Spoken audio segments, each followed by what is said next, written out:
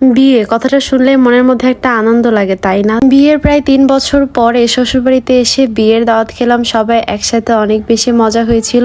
আর তার সাথে গ্রামের বিয়ের মজার মজার খাবারও খেলাম, দুই যা মিলে আমও চুরি করেছিলাম। সেই সবকিছু নিয়ে থাকছে আজকের এই সুন্দর ব্লগ।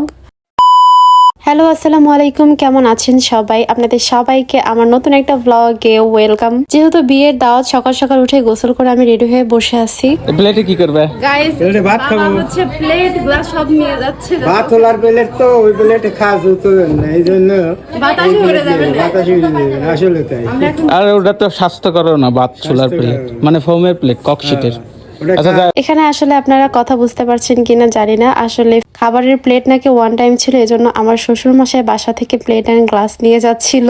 আর বাবা সেটাই ক্যামেরাতে বলতেছিল যে বাদশোলার প্লেট আর কি, এটা গ্রামের ভাষায় বাদশোলা বলে আমাদের এদিকে। যেহেতু পাশের বাসার বিয়ে ছিল, সো আমরা সবাই রেডি হয়ে দাঁড়িয়েছিলাম, কারণ এক বৈঠকে খাওয়া হচ্ছিল, দেন আমরা বসবো। এদিকে খাওয়া শেষ, এখন আমরা ঢুকে যাচ্ছিলাম। আমি আর আমার যা সবসময় একসাথেই সব জায়গায় যাই।